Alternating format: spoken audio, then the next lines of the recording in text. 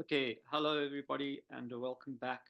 And today we're going to uh, consider some extremely important ecological concepts in very simple terms. Don't panic.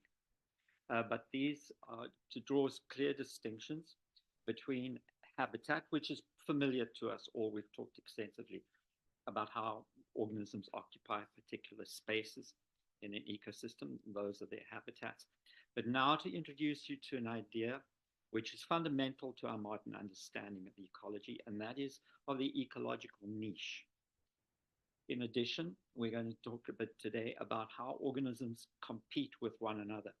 And the reason that I'm introducing this to you is because this leads us to the idea that organisms actually compete for resources, and that this competition is actually what drives the evolution of characteristics in populations. So those are going to be the concepts that we deal with today. So from the very start, let's reconsider what we mean by the term habitat. And the habitat is the physical space which is occupied by a species in the ecosystem. So here's a forest, a coniferous or mixed forest. And obviously, in this forest, there is an abundance of different habitats. Let's just consider two. Okay, first of all, is a squirrel. What's its habitat? It is semi arboreal, in fact, largely arboreal. That means it lives in the trees, but it comes down to the ground as well to feed, as well as feeding in trees. So that's its that the habitat is trees and their surroundings. What about the earthworm? Well, the habitat obviously is quite simple. The habitat is in the soil. Squirrel, largely in trees. Earthworm, largely in the soil. And if you research in the forest, you'd find an abundance of habitats, mostly occupied. So then what do we mean when we talk about an ecological niche? Well, and the niche concept explains how an organism interacts in the ecosystem, both with the living elements of the ecosystem and with the non-living elements of the ecosystem.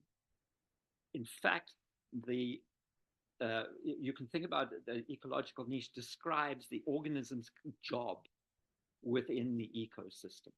And it consists of it is bounded by all of the parameters that the, constitute the optimum conditions for that organism.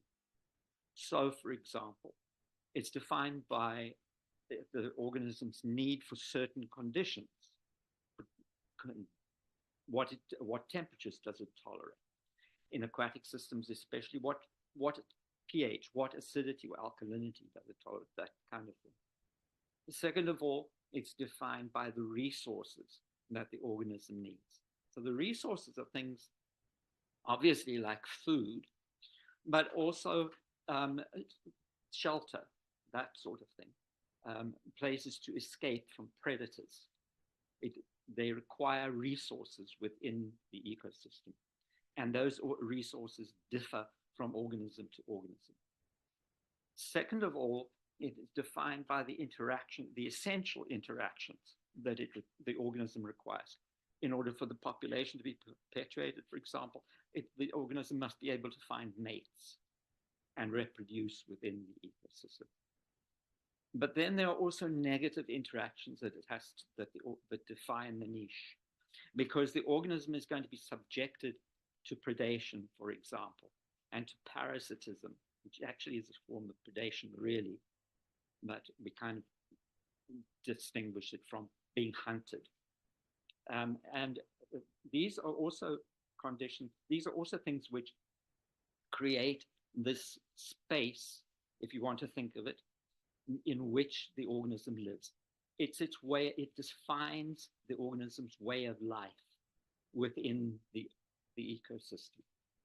So each organism, each species rather, will fit into the ecological community depending on its niche. And those niches define tolerable limits for the factors that govern the living of that species. So, for example, if we look at a fish, you can just see in the background here, the fish's niche, the species niche would be defined by quite rigidly bounded requirements for salinity, for example, pH, acidity, alkalinity, the temperature that it can tolerate, and the types and availabilities of food which are available to it in that environment. But also there are things that we are not considering, we haven't listed here, but you would immediately realize that the fishes also are heavily predated on. So it becomes very important for them to have refuges in which they can hide, for example. You could think of many other things which would provide boundaries to that niche. So when we look now, we go back to our forest, and we're going to have a look at the squirrel and the earthworm again. Now we know the habitats, the squirrel largely in the trees, the earthworm inside the soil. But what are their niches? The squirrel's niche, we could think of many things which would define it. But the first things that come to mind, first of all, it's semi-arboreal. It's in trees, but also on the ground. It's a seed and fruit eater.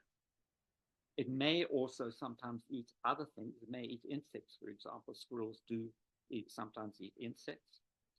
And one of their very important roles is to disperse seed. I'll tell you something interesting. Studies have shown, you know how a squirrel, when it gets a nut, will immediately run off and bury it. And we instinctively think, well, they're storing seeds, for hard times. Well, that's partially true. The only problem with that theory is that squirrels don't remember where they buried things.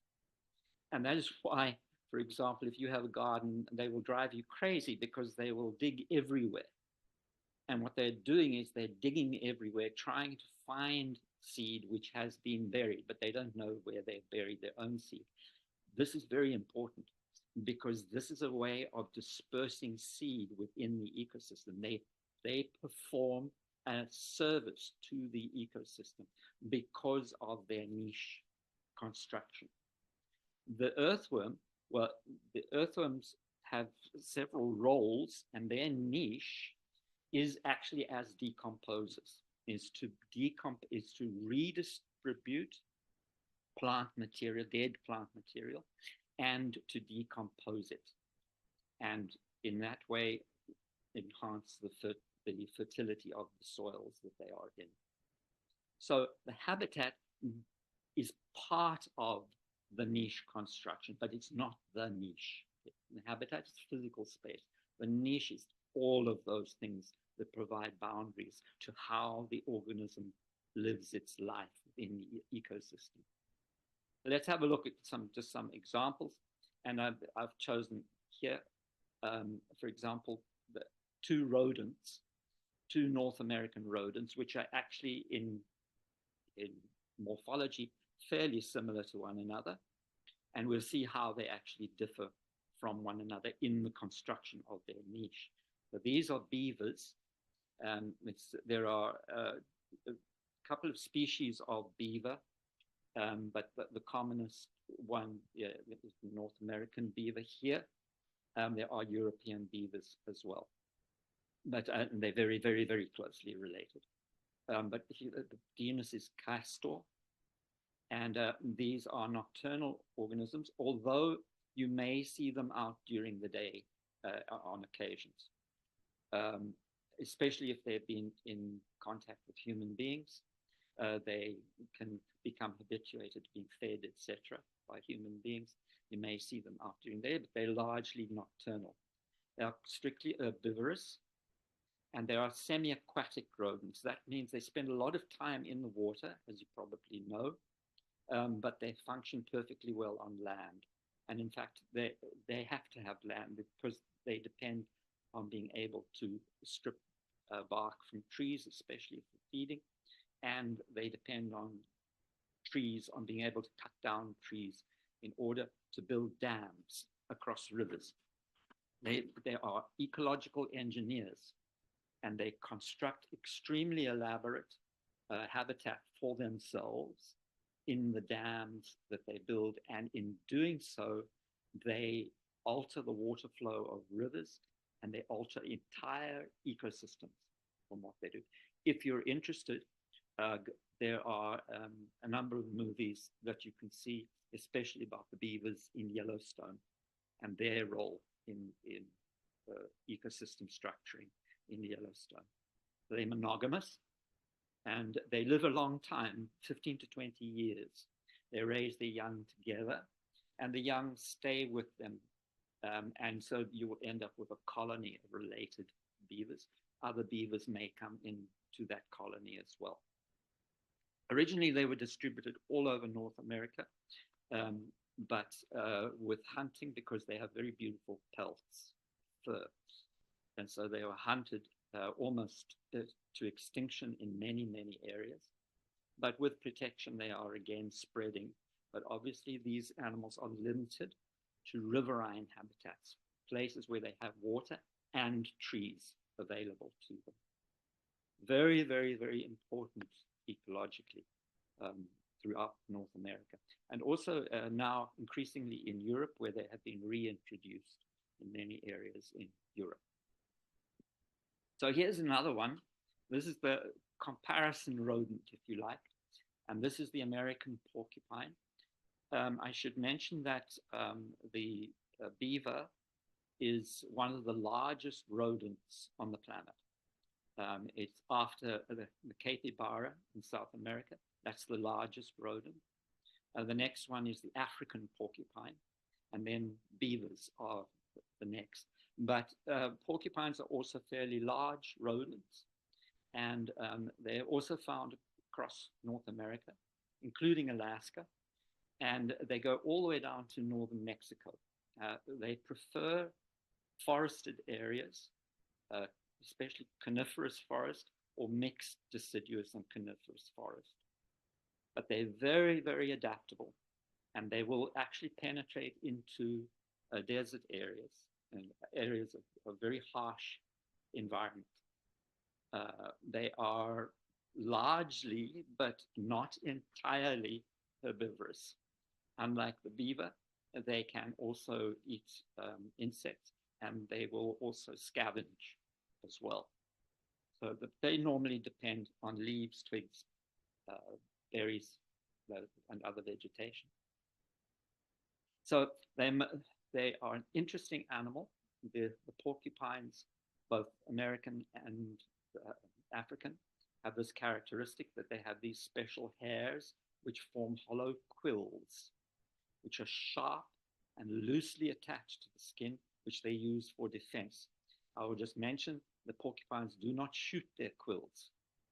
What they do when they feel endangered is that they will erect the quills, point them backwards, and turn away from whatever it is that's attacking them. And they may back into the predator as it advances, but generally they just stand still and they wait for the predator to try to bite. And the predator ends up with a face full of quills, which are extremely sharp and have little barbs on them, so they're not easy to pull out the skin. So these animals, unlike the beavers, they are solitary. They only meet for mating, and then they split up, and the female raises the young until the young are old enough, and they can stay with the mother for quite a long time, and eventually they drift off and are solitary themselves. They are also semi-arboreal, and that means they climb trees, but they spend a lot of time on the ground as well. But they will climb trees for feeding and to escape predators, obviously, as well. And one interesting thing about them, they smell terrible. They don't just produce a smell when they're attacked. They just, in general, smell terrible. And this is actually a warning signal to predators. These predators who have attacked porcupines and have come off badly very soon learn to associate that smell with an unfortunate circumstance. So compare those two, right? In fact, they're both rodents. They're both morphologically, actually fundamentally the same. But think of all of these subtle differences, and not so subtle differences between the two, that ensure that if they were to live together, they would be able to do so harmoniously, because they're a very important concept. If they are pushed into the same ecosystems, their competition would be limited. Their niche differentiation is sufficient that they would be separate. And that is one of the most important concepts of the niche, which we'll get to right now. So, first of all, are niches and habitats linked? Well, yes, they are, because if you think about it, ecosystems have many different habitats, but some ecosystems have far more habitats than others. So, for example, in a desert has limited habitats available, and correspondingly, there are far fewer available niches for organisms to occupy than in other ecosystems. And in fact, most organisms in deserts are very, very highly adapted to quite a narrow niche. Rainforests, on the other hand, even our deciduous forests or coniferous forests, these kinds of systems have many, many different habitats. And correspondingly, within those systems, there are many different available niches. And what we would find in deserts, the number of species that we found in the desert would be limited. Limited because the number of niches are limited. The number of niches available in a forested area is very high, and correspondingly we would expect to find a large number of species adapted for living in that ecosystem, because there are a large number of niches. That's fine. So we understand the concept of the niche. But what if in these niches, some of the niche requirements have to be shared between different species? Well, this does happen, that organisms within an ecosystem, their niches overlap, and they have to share a resource. And the two really important resources are food and habitat. And especially if population numbers of the organisms are high, then this results in competition. And if that resource starts to become limited, the competition becomes more and more intense. I'm showing here in the background on savanna areas of Africa. This is a hyena. This is spotted hyena, regarded by many ecologists as actually being top predator in the veldt, even above lion, because they will actually attack and take down lion and eat them. This here is a wild dog, and these two, they in fact their niches are different, but they compete for food, and they compete fiercely for food. And when food is abundant, there is little interaction between. They are able to remain separate because each species is kept satisfied. But as soon as food becomes limiting, they come into more and more conflict with one another. That is competition. They are striving to utilize the same resources. And this is an important driving feature in ecosystems. And it's also a very important driving feature in the evolution of different species. So if the two niches, we're just talking about these are competing over limited resources, right?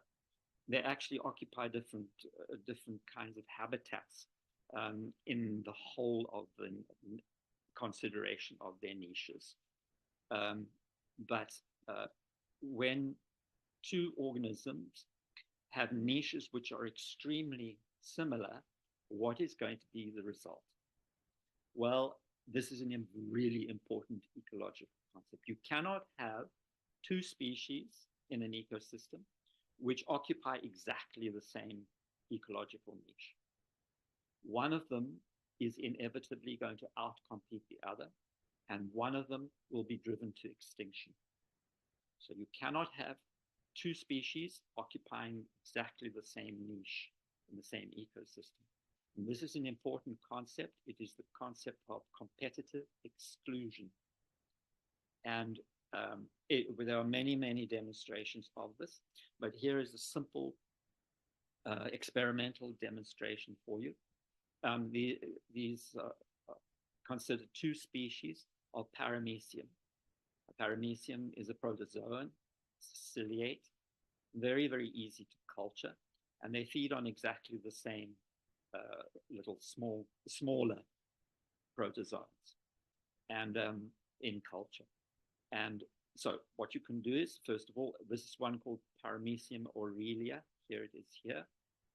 And you can grow it in culture, provided with plenty of food. And what you find is it shows a typical growth curve, very, very rapid at first. And then it begins to level off as food becomes a bit limiting, and some of them start to die, etc., etc. It levels off. But look where it levels off. Look at the number of cells, between 250 and 300 cells. This would probably be familiar with. So that's Paramecium aurelia alone. Here is another species. This is Paramecium caudatum. Here it is here. And it shows a similar growth curve, kind of growth curve, very rapid at the start and leveling off. But look at the number of cells. It reaches it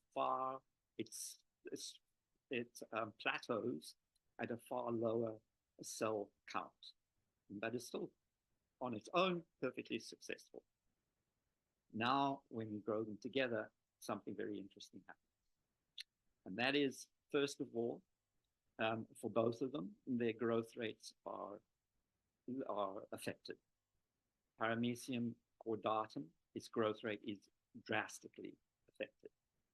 The Paramecium aurelia, you can see here, it does grow, but look at what happens. Here is its initial growth. Here is a plateau there. And that is an initial plateau at about 150 cells, far a half of what it had here. And it remains that way until the Paramecium caudatum is rendered virtually extinct in the culture. The Paramecium caudatum simply cannot compete. It is outcompeted by the Paramecium aurelia. Once it reaches critically low levels, then the Paramecium aurelia gets going again, but it never gets as high as it did in culture all by itself. So what we can say is, in this situation, when we force two species with almost identical niches together, one of them outcompetes the other, but both species suffer. Both species are not at optimum while they are competing with one another. This is an important concept which gets fed out, which we expand to our considerations of ecosystems in general. So that said, we realize, of course, that species do coexist.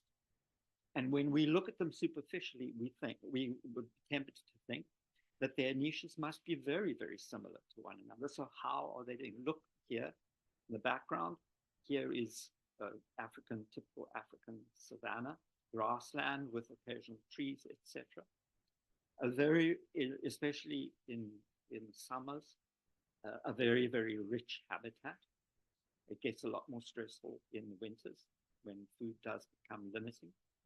But there are a huge number of herbivores that live in these savanna areas.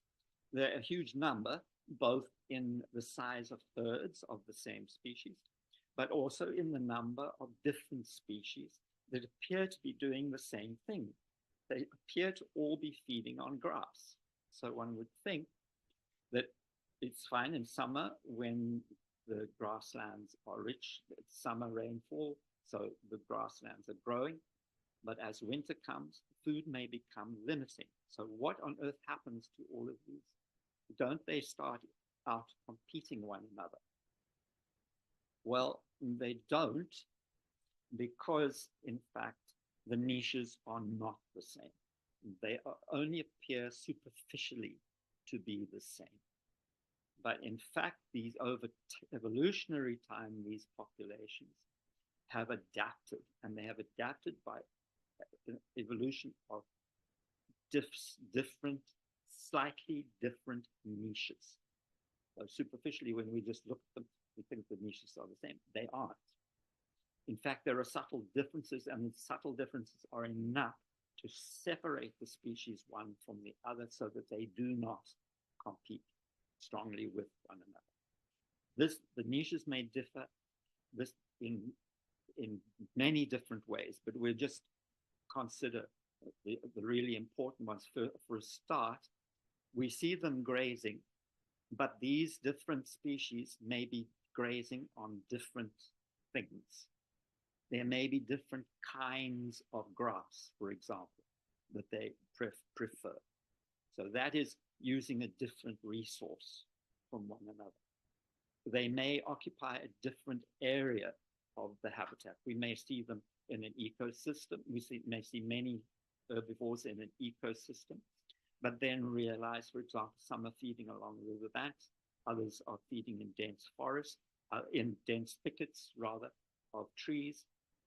Others are feeding on the open grassland. They may occupy different habitats within an ecosystem, for example. Very often we see a temporal difference. They may feed at different times of the day or night. Some may be nocturnal, some may be diurnal, some may feed early in the morning, others may feed late at night, etc., etc. They actually separate from one another. And those are all aspects of their niche. There's a very interesting one, which you will encounter when you do your exercises, and that is that organisms may feed at different levels.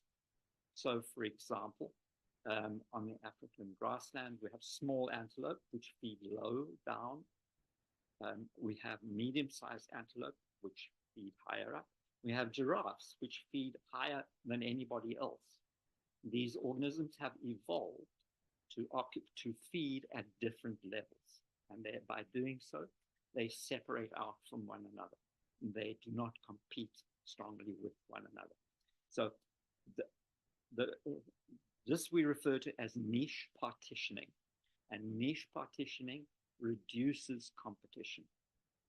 So these are your first two exercises here. And these will introduce you, first of all, to the basic theory, very short little video on the basic theory of niche partitioning.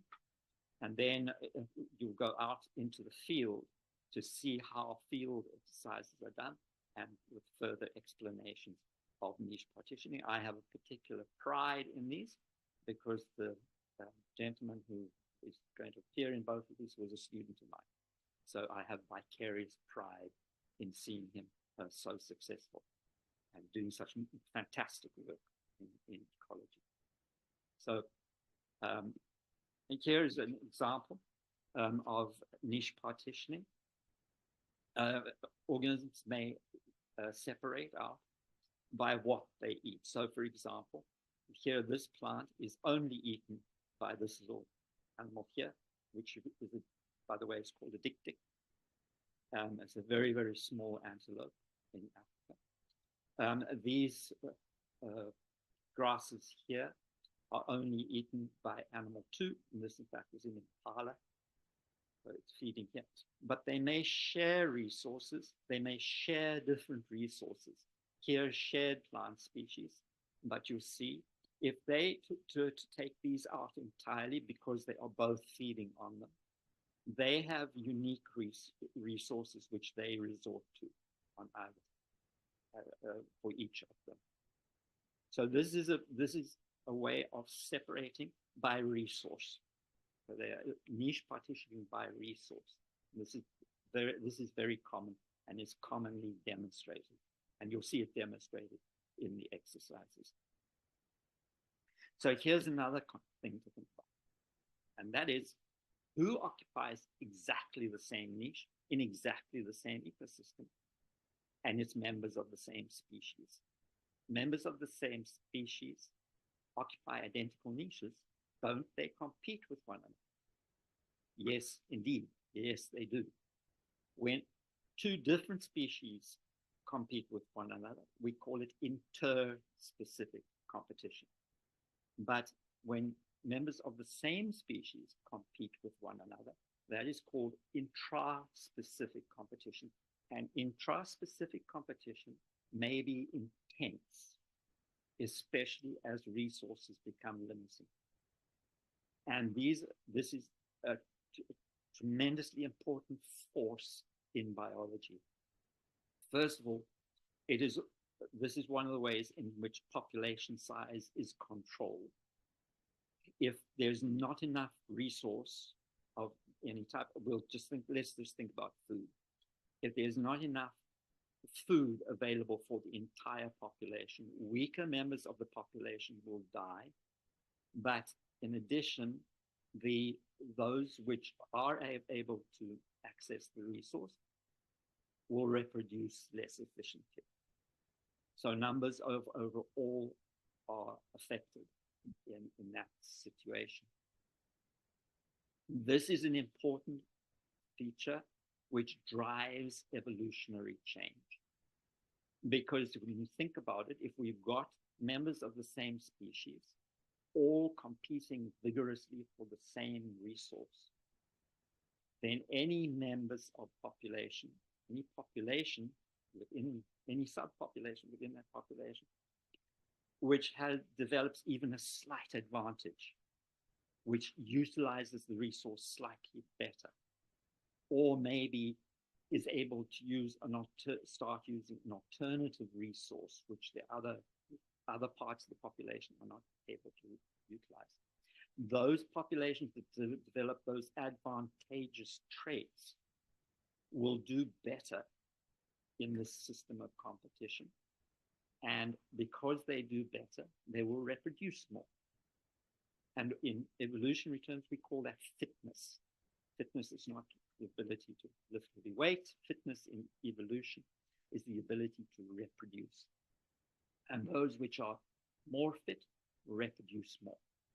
So in a situation of intense competition like that, interspecific competition, we start to develop subpopulations with advantages, which then become enhanced and enhanced and enhanced until the two populations separate into different species. That is an oversimplification, but it gives you the idea, at least, that these systems of competition can drive evolutionary change. Remember, if parts of the population develop these advantageous traits, those advantageous traits are passed on to their offspring. So you develop whole populations with these advantageous traits, and the populations begin to separate from one another as different species. So here's a very famous example, and there is a movie which I want you to watch, please. Here's the link here. These are the Anolis lizards of the island of Puerto Rico. I've said anole there, but it should be Anolis. The way to think about this is that the Anolis lizards in the Caribbean all basically developed from a founding population of one species. And that one species in a system where there were very few predators began to reproduce. Numbers got very high, and they began to compete with one another very strongly through intraspecific competition for things like food. They were all feeding on the same thing. Habitat, because they were all occupying the same space, etc. And over evolutionary time, this led to them, first of all, developing very strong niche partitioning, which became so extreme that they actually separated out in habitat and also in what they fed on. And when we look now, we see numerous species occupying the same ecosystem, but in fact occupying different habitats, radically different habitats very often. Some in dry cactus areas, others on trunks of trees, others on low trees, some high in the trees, some feeding on leaves and fruit, some of them feeding on insects or even other lizards. Some of them in sunny, dry areas, some in wet, humid areas, etc. They have, from a single founding species, they have, over evolutionary time, diverged into all of these different habitats and very different ecological niches. And the whole reason for that is to reduce what is driving them is the need to evade competition and to have niches that actually are separate from one another. So this is a very famous example, but it's not the most famous example. The most famous example, I'm not going to do it in any huge detail, but I think you probably have heard about it. And these are Darwin's finches. They're called Darwin's finches because Darwin studied them extensively in the Galapagos. These are finches which occur in the islands of the Galapagos, which are islands off the coast of Ecuador. And there's a small group of volcanic islands.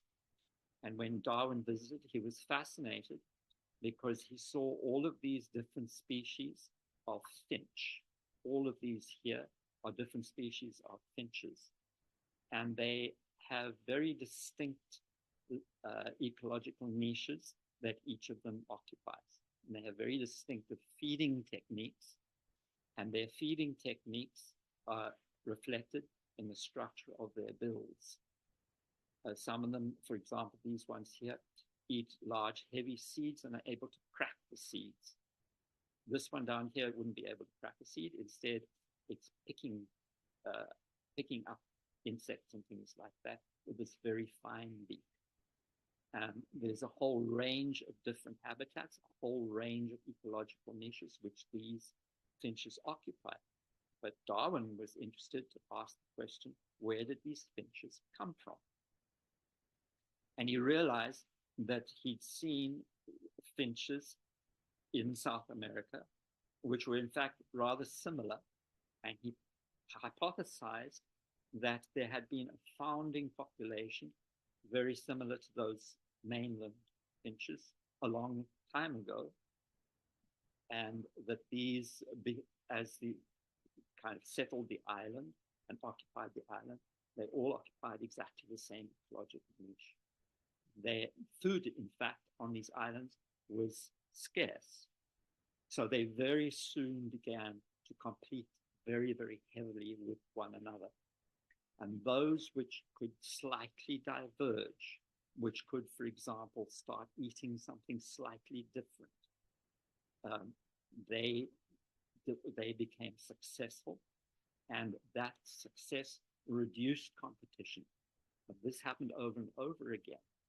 And ultimately, we developed a whole range of different ecological niches occupied by what became entirely different species, but all descended from an ancestral bird, all descended from the same ancestral bird. Both this and the case of the Anolis lizards. These are called adaptive radiations, and they are very typical, especially of island systems, which become settled by a single species, which is initially very successful, but then begins to compete intra-specifically. Okay, so I'm just going to make this is more for interest than anything else, but I just want to show you a very special case of niche partitioning. And this is in things like the insects, but it could in fact be applied to many, many organisms which have a larval form. But let's just think about the butterflies, for example. This is a system where the juveniles, the caterpillar, occupies an entirely different niche to the adults. So the caterpillar is bound to a plant. In fact, this is a monarch butterfly. They only feed on a group of plants called the milkweeds. They can feed on many different kinds of milkweed, but they in general feed only on milkweeds. So the caterpillar is strictly a leaf eater, and they live out their entire cycle. And you can think of it, the caterpillar's life on milkweed plants. And it then, when it's mature enough, it becomes a chrysalis, and an entirely new animal, in fact, emerges. And this is the adult. And the adult has occupied an entirely different niche. The adults here feed on nectar, and they fly, obviously. They're not bound to a plant. They fly. They actually, you will know, fly very far. The monarch butterflies in North America migrate over huge distances on a seasonal basis. They are long-lived for insects. So this is just an example of radical niche partitioning in the same species. What do they do? What is the advantage of this? The advantage is that the two populations do not compete with one another. The adults are going to all the metabolic expense of reproducing, of producing lots of eggs, to produce lots of larvae. And the last thing on earth they want to do is compete with their own progeny and reduce their chances of success, of actually maturing. And similarly, this prevents the larvae from utilizing the resource which the adults need in order to build up enough enough metabolic resources to reproduce. So they separate them, the two of them completely by their lifestyle. Okay, so there are a number of exercises for you to do, which will illustrate all of these principles for you. Please do them assiduously.